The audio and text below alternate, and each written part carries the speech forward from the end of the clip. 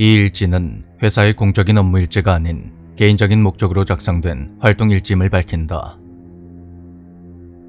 오파츠란 고대 문명의 잔재 혹은 외계의 기술력이 담긴 유물을 총칭하는 말이다. 세간에는 오파츠라 의심되는 혹은 주장되는 물건들이 꽤나 많지만 대부분 가짜이거나 사람들의 이목을 끌기 위해 만들어진 것이고 진짜 오파츠의 상당수가 회사에 보관되어 있다. 회사에서는 이미 오래전에 고대 문명의 존재를 밝혀냈는데 하나가 아닌 여러 개의 다양한 문명이 존재한다. 현존하는 대부분의 오파츠들이 바로 이 고대 문명들의 잔재이며 회사에서는 이 오파츠들을 최고 등급의 위험 물건으로 분류하여 안전하게 회수를 하거나 때에 따라선 즉각 파기할 것을 권장한다. 진짜 오파츠로 추정되는 것들은 주로 미국 애리조나의 그랜드 캐년 내에서 발굴되는데 우연한 기회로 발굴 현장 경호 임무를 맡게 된 나는 그곳에서 아주 특별하고 기묘한 경험을 하게 되었다. 이번 일지는 바로 그 일에 대한 기록이다. 나와 팀원들이 도착해서 보니 발굴 현장은 당황스러울 정도로 생각보다 꽤 넓었다. 나는 몇 안 되는 인원들을 쪼개어서 외곽 경계를 하도록 지시했고 팀원 한 명과 함께 현장의 중심부에 남아 발굴 본부를 맡았다. 그런데 팀장님, 큰일 났습니다. 작업이 순조롭게 진행되는 와중에 예상치 못한 사건이 일어났다. 팀원을 따라 문제의 장소로 가보니 커다란 싱크홀이 나타났는데 관계자의 말인즉슨 갑자기 여진이 느껴지더니 커다란 구멍이 생겨났다는 것이다. 다행히 인명피해나 발굴 장비의 손실은 없었지만 현장 가운데에 커다란 구멍이 생겼다는 것 자체가 상당히 신경이 쓰였다. 그런데 현장을 총괄하던 발굴팀의 대표가 두 눈을 반짝이며 구멍 안쪽을 들여다봤다. 아래쪽에서 뭔가 탐지됩니다. 우리가 미처 발견하지 못했던 유적재가 있을지도 몰라요. 아무래도 직접 내려가 봐야 할 것 같습니다. 그러니까 우리에게 자신들의 경우를 맡아달라는 말이었다. 대표는 터무니없이 위험한 행동을 하려고 했지만 현장이 한국도 아니었고 애초에 그곳을 통솔하는 권한은 나에게 없었다. 꼼짝없이 그들의 경우를 맡게 된 나는 남은 팀원 한 명과 같이 아래쪽으로 내려가겠다고 했고 대표는 탐색 인원을 최소화할 것을 약속했다. 그렇게 해서 발굴팀 2명과 연구원 하나 그리고 나와 내 팀원 하나까지 총 5으로 이루어진 특별 탐색조가 꾸려졌다. 싱크홀 안으로 제일 먼저 들어선 나의 부하 직원 A는 와이어의 의지에 아래쪽으로 내려가며 끊임없이 투덜거렸다. 어휴, 이건 너무 위험한데. 저는 팀장님이랑 남게 되어서 편할 줄 알았거든요. 팀장님 주변에는 사건 사고가 끊이지 않는다더니 정말인가 봅니다. 야야, 쓸데없는 소리 집어치우고 집중해. 처음 계획은 구멍 아래로 어느 정도 내려간 후에 야광봉을 투척하여 시야를 확보할 생각이었는데 아래쪽에서 밝은 빛의 무리가 끊임없이 쏟아져 나오는 바람에 그렇게 할 필요가 없었다. 빛이 제법 밝았던 덕분에 뻥 뚫린 지하의 내부가 그대로 드러났고 우리가 비추는 빛은 완전히 묻혀버렸다. 팀장님, 아래쪽에 있는 게 대체 뭘까요? 뭐 가보면 알겠지. 내가 먼저 내려갈 테니까 넌 여기서 대기하고 있다가 안전하다고 확인이 되면 인원들 인솔해서 내려와라. 그렇게 A를 남겨둔 채 아래로 쭉 내려간 나는 이내 깜짝 놀라고 말았다. 거대한 내부의 공간에 엄청난 크기의 책장들이 오와 열을 맞추어 수도 없이 세워져 있었던 것이다. 그것은 흡사 거대한 도미노를 연상케 했는데 아래로 조금 더 내려가 보니 책장에 꽂힌 수없이 많은 책들이 신비로운 빛을 내뿜으며 자체 발광을 하고 있었다.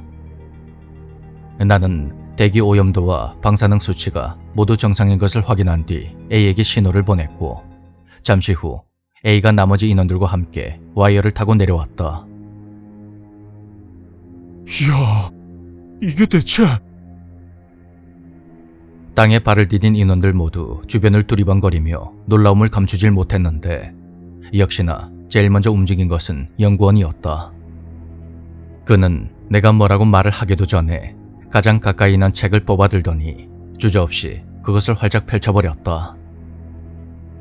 그걸 본 순간 뭔가 일이 일어나지 않을까 바짝 긴장을 했지만 다행히 아무 일도 일어나지 않았고 난 그에게 매사에 조심하라고 단단히 주의를 준 뒤 그가 펼친 책을 살펴봤다.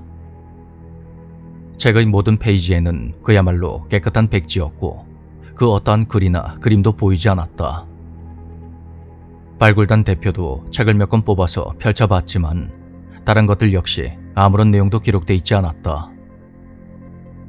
은은한 푸른빛을 뿜어내며 모두 거무튀튀한 회갈색 표지로 통일된 책들은 그 용도가 무엇인지 도무지 알 수가 없었고 난 대표에게 먼저 질문을 던졌다. 그러니까 이게 다 오파츠란 말입니까? 글쎄요. 저도 이렇게 거대한 것은 처음이라 아직 확신하진 못했습니다. 아래로 내려오기 전에 본사에 미리 연락을 해뒀으니까 지원팀이 오게 되면 확실해지겠죠. 그때 한쪽 구석에서 이런저런 책을 펼쳐보던 연구원이 조용히 손을 들었다. 저기요. 왜 그러시죠? 여기 이 책에는 글이 적혀져 있는데 아무래도 이거 내 책인 것 같습니다. 예? 자기 책이라니 그게 대체 무슨 말인가? 가까이 다가가서 살펴보니 연구원이 들고 있던 책 역시 아무것도 쓰여 있지 않았다. 적어도 나와 다른 이들의 눈에는 그렇게 보였다. 아마도 연구원의 눈에는 우리가 보지 못하는 무언가가 보이는 것 같았는데 이런 기현상은 A에게도 일어났다. 팀장님, 저도 찾았습니다. 이거 제 책입니다. 그게 대체 무슨 말이야? 알아듣게 설명 좀 해봐. 그러니까 여기에 다 적혀 있습니다. 제가 태어난 순간부터 어릴 때와 학생 때 있었던 일, 또 제대 후에 회사에 스카우트 되었던 일부터 심지어 팀장님과 제가 여기에 들어온 것까지요. 그리고 잔뜩 흥분하여 목소리를 높이던 A의 표정이 점점 심각해졌다. 미친 듯이 책장을 넘기다가 어느 순간 손을 딱 멈춰버린 A는 이제껏 단 한 번도 보지 못했던 눈빛으로 나를 바라보았다. 그것은 말로는 도무지 설명할 수 없는 아주 복잡한 심경이 담긴 그런 눈빛이었다. 뭐야? 왜 그러는 거야? 그런 내 물음에 대한 대답은 A가 아닌 연구원의 입에서 나왔다. 그는 A만큼이나 심각한 얼굴을 한 채 애처로울 정도로 손을 덜덜 떨고 있었다. 여기에는 과거와 현재뿐만이 아니라 미래까지 적혀져 있습니다. 앞으로 일어날 일들까지 적혀져 있다고요. 아니야. 아닐 거야. 난 아닐 거야. A는 이내 손에서 책을 떨어뜨리며 주변을 미친 듯이 살피기 시작했고 그때 발바닥 쪽에서 은근한 떨림이 느껴지며 무언가가 나타났다.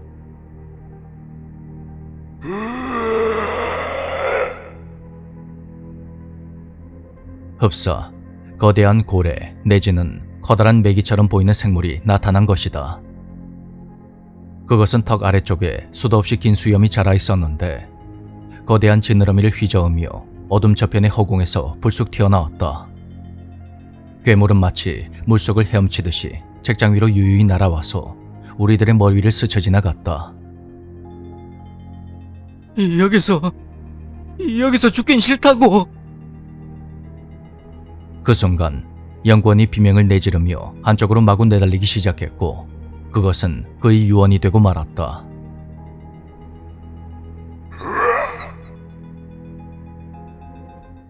괴물의 턱에 난 기다란 수염이 순식간에 그를 낚아채버렸고 연구원은 그대로 괴물의 입속으로 사라져버렸다.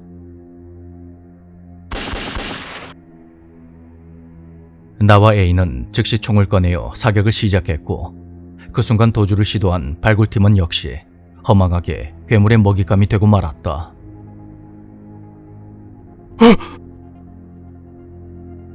노모의 수염은 나와 A가 든 총까지 순식간에 낚아채버렸고 나는 여분의 총을 꺼내려는 A를 급히 말렸다.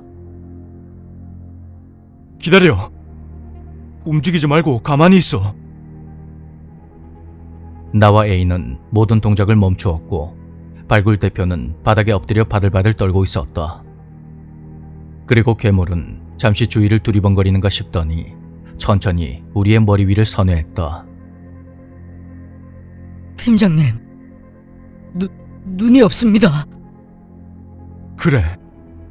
놈은 큰 소리에 반항하는 것 같다. 잠시 상황을 살피던 나는 바닥에 떨어진 책들 중 한 권을 조심스럽게 주워들었고 목소리를 최대한 낮추며 두 사람에게 말했다. 이걸 우리 반대편으로 최대한 멀리 던져서 놈의 관심을 돌릴 겁니다. 그 틈에 와이어가 있는 곳까지 달려가야 됩니다. 나는 바닥에 엎어져서 온몸을 벌벌 떨고 있는 대표를 억지로 일으켜 세웠고 심호흡을 하며 숨을 고른 후 책을 있는 힘껏 던져버렸다. 책은 저 멀리 포물선을 그리며 책장 너머로 날아가서 요란한 소리를 내며 떨어졌고 그 순간 괴물의 몸통이 그쪽으로 획 돌아갔다. 지금이야. 그 순간 우리는 죽을 힘을 다해 뛰었고 곧장 와이어를 타고 위쪽으로 올라가기 시작했다. 하지만 그 소리를 감지한 괴물이 우리를 향해 맹렬한 속도로 날아왔고 그것을 보는 순간 난 이대로 죽을지도 모른다는 생각에 총을 꺼내들어 놈을 향해 무차별적인 사격을 시작했다. 그런데 어째서인지 A는 와이어만 꽉 붙잡은 채 어떠한 저항도 하지 않았다. 야, 뭐해? 그런데 호통에도 A는 어색한 미소를 지은 채 나를 바라볼 뿐이었고 괴물의 거대한 아가리가 눈앞에 닥쳐온 순간 나는 모든 것을 내려놓았다. 그런데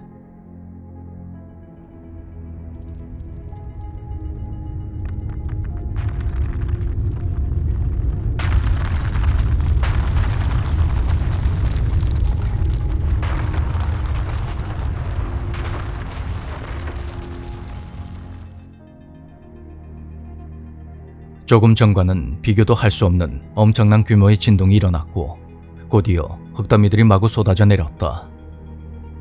위태위태하게 버티고 있던 싱크홀이 한 번에 무너져 내리기 시작했던 것이다.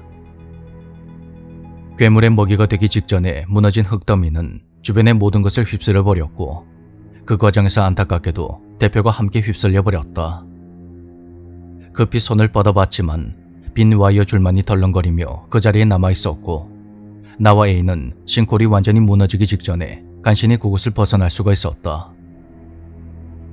잠시 후 현장에 도착한 지원팀이 무너진 싱크홀 아래와 그 주변을 사사치 수색해봤지만 그 어떠한 곳도 발견하지 못했고 나는 침통한 마음을 감출 수가 없었다. 덕분에 나와 A의 이야기는 헛소리로 치부되었고 오히려 싱크홀 아래에서 어떤 불미스러운 일이 있었던 건 아닌가 그런 의심을 받기도 했다. 살아남은 인원이 모두 한국지부 소속인데다가 나와 A 모두 말을 미리 짜맞춘 것처럼 헛소리를 해댔으니 말이다. 그로부터 3년 후에 A는 임무수행 도중 사망했는데 정확히 말하면 그는 나를 대신해서 죽고 말았다. 돌이켜보면 그날 A의 분위기는 확실히 뭔가 달랐다. 임무를 나가기 전부터 줄곧 복잡한 눈빛으로 나를 바라보았으니 말이다. A는 결정적인 순간에 마치 이 모든 상황을 알고 있었던 것처럼 나를 밀쳐내며 대신 공격을 받았다. 아마도 A는 자신이 언제 어떻게 죽는지 알고 있었던 것 같다. 그렇다면 왜 나에게 미리 귀뜸을 해주지 않았던 것이며 자신이 죽을 것을 알면서도 왜 그대로 행동했던 것일까? 아직도 정확한 답을 찾지 못했지만 녀석은 그것을 자신의 운명으로 받아들였던 것이다.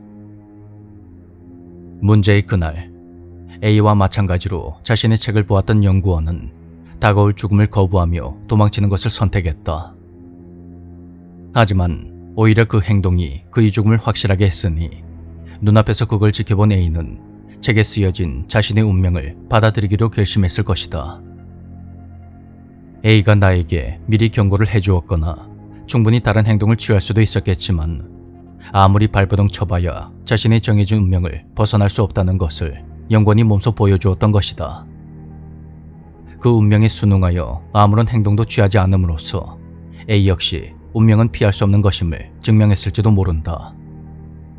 어떻게 해도 벗어날 수 없는 자신의 정해진 운명. 참으로 허망한 일이 아닐 수가 없다.